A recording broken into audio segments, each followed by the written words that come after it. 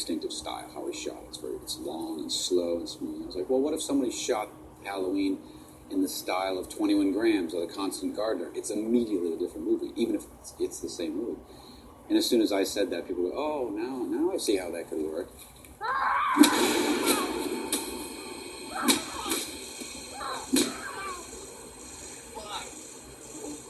It's not an excuse to kill people in wild and wacky ways. That's not what this movie is. We're trying to get, a real intensity into it. And looking at what I've seen so far, we're succeeding in that. It's a very intense movie. And the intense movies, I think, are the ones that keep you in it and keep you sort of believing that it's real. Rob's vision is all about keeping things real. If there's too much blood, it's not going to seem real.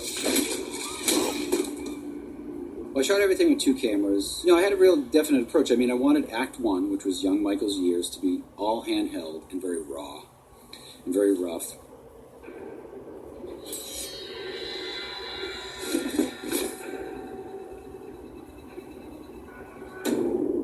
And I wanted Act 2, which is essentially his incarceration, to be very stylized in the sense that the camera's always locked down. It's not moving much. It's very symmetrical. It's very sterile. And the building and the rooms and the corridors are always sort of overwhelming the people. The people always look very small. And the institution looks huge. And then in Act 3 was the only time we really broke out like Steadicam and dollies, just so everything was always very smooth. Dried up fucking bitch did? What? Calls my dad and tells him what I said. Yeah.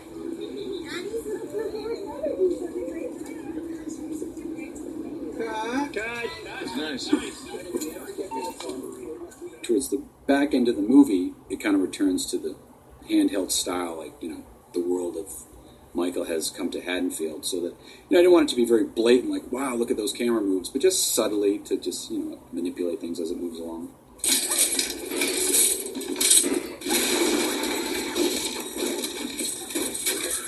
What's great now with, being able to do a, digital color timing after the fact is you can really manipulate the film subtly, more so than, you could before. So yeah, we would just at certain times just slowly drain the color out of the movie or slowly turn it so it get colder and colder and colder. And so there's a point where you can just make a change so it feels like kind of warm and fuzzy, and then it doesn't so much, and then it really, but not so you really notice like a shift, but just slowly things change. From his childhood, which is very warm, starts sort of being pulled away. When we go into the asylum, it's very cold and oppressive. And then when we go back to Haddonfield, it's warm again. There's a warmness there, but there's this coldness that keeps encroaching. When adult Michael Myers returns to Haddonfield, you want sort of like the look and feel of the film to sort of change because of him. So areas that may have been friendly looking don't look so friendly anymore,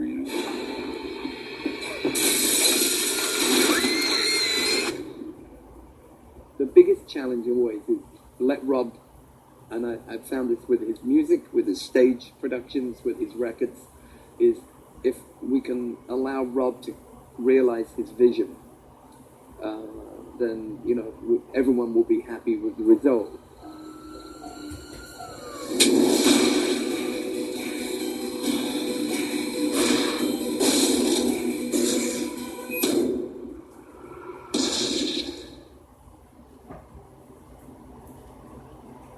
Hello, I'm Anthony Tremblay. I'm the production designer on Rob Zombie's Halloween.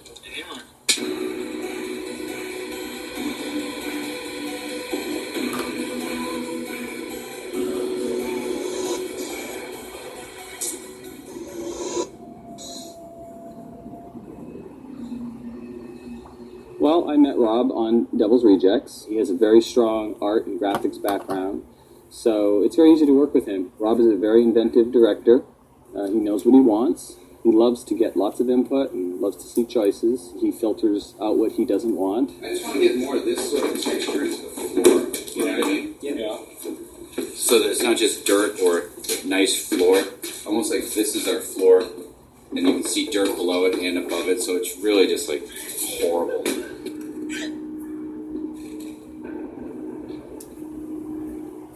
I'm always amazed what comes out of his head, because he's got this sort of vision of terror, and it kind of creeps me out too when I first read them.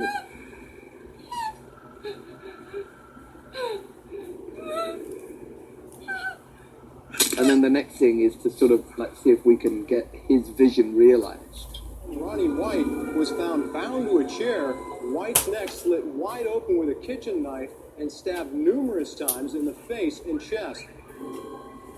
Well, some of the challenges that we have simply are the fact that we're shooting now in February. And as you can see in sunny California, there's not a lot of bright orange fall-like trees. So we have to bring in our own trees and greens and silk leaves, place them to camera. Hopefully with desaturating the film, we'll be able to take some of the green out and sell the fact that we're in fall.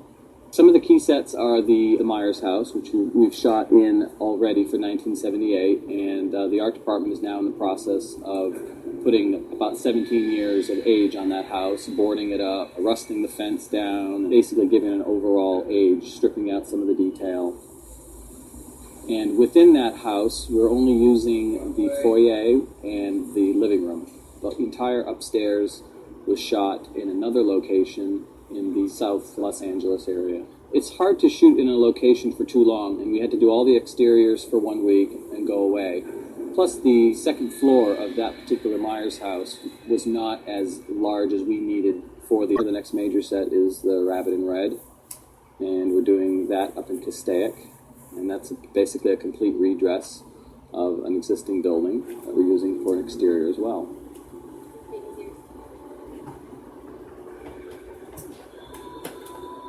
This side, run your bar rail, and you could put some tables on the end because you got enough space. So we're thinking is building the stage, the back wall is the back wall of the stage. The stage will come out like this. Seats around here. So it is a cramped little dump.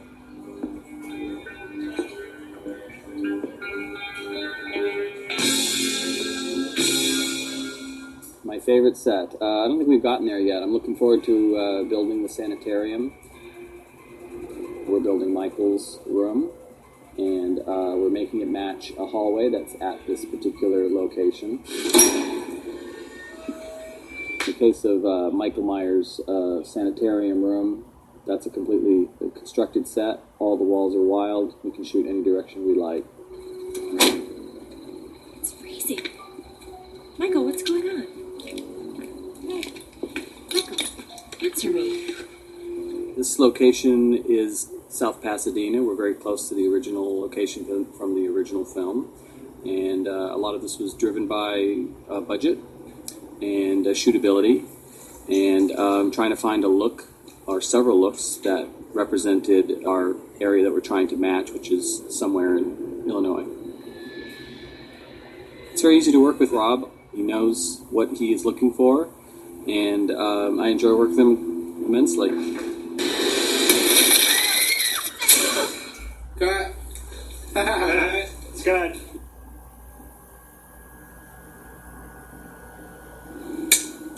Set. He's a bleeder. We got a bleeder.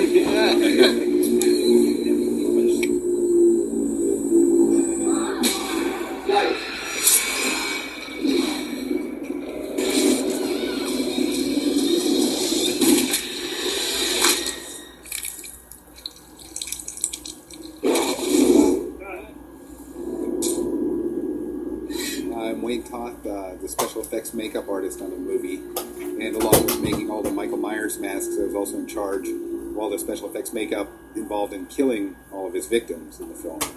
So we had our hands full with that because he kills 17-something people in the movie. Rob always wanted to keep everything as realistic as possible. His main method of killing is a knife, so that we had a lot of stabbing. Come on, bring it to me!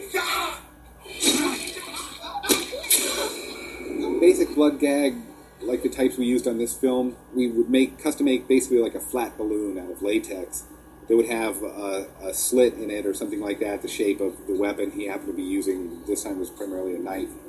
And on that flat balloon, we would connect the tubing, run it down the person's leg or wardrobe, whatever, and connect that to our blood pump. So the timing always had to be perfect, where you would do the stabbing and then we'd pump the blood at the same time, so the blood would come out. And for this one, we used fire extinguisher most of the time, filled with blood.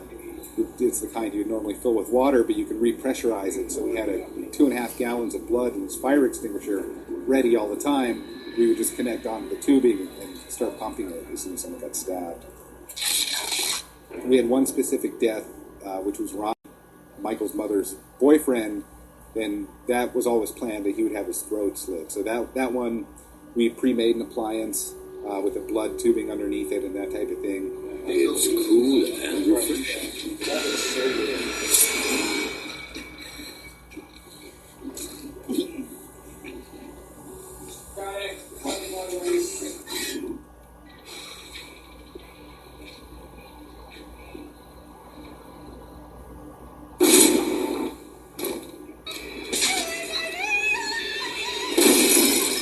That was interesting about the Strode set was that the house we were filming in was a completely dilapidated house. But one section of the house, they had built a set for the Strode's living room, and it was a really nicely decorated, middle-class neighborhood. In order to do the last half of the scene, I had to completely drench the whole place in blood. So we went from like a living room that anyone would love to have in their house to like something you'd see on Cops. It's like a nightmare. Blood gags, it's like working with dogs or kids or something like that. It's the same type of problems because if it goes wrong, you have a big mess to clean up before you can do it again. Sometimes I'll have to change your whole wardrobe and that type of stuff. So, you know, it's always a little nerve-wracking doing those.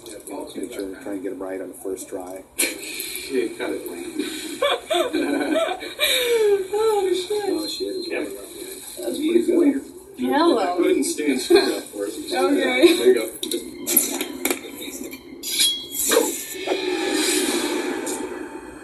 I'm John Bruno, and I was the property master for Halloween, Rob Zombie's Halloween. As far as an overreaching theme that Rob wanted for the film, and I think everybody in the film wanted, was to make it real. Make it seem as if this could have happened. So it's a shot-by-shot process in my head as far as how we want to do it, and then checking with Rob. If you get close, but will it just folds to itself. She has to side load it and hit it like that. Okay. And the main props that we created were the retractable knives. Obviously, you can't stab an actor with a retractable knife. It folds into itself.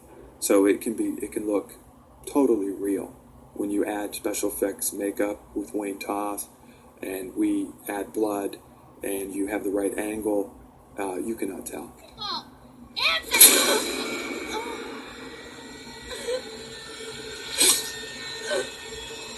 So it was fun. So we developed, I think I had 38 knives.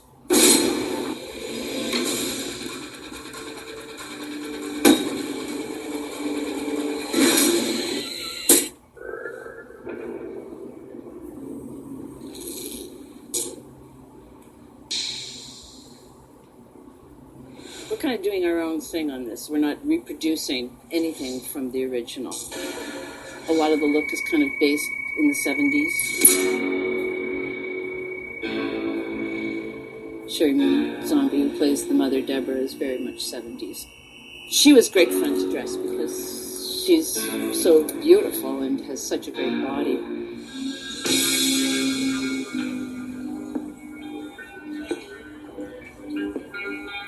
Some of her clothes will go from things like this to this great 70s coat.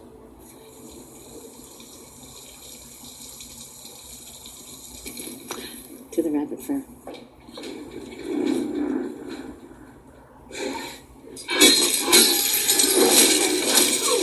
Michael has escaped from the institution, and all he really has on when he escapes are these extremely natty robes that he's been living in for the last 17 years. How he got the coveralls in this one was from the trucker at the truck stop. Do you mind waiting somewhere else and let me pass this beast and peace? And so he kills this guy. Come on!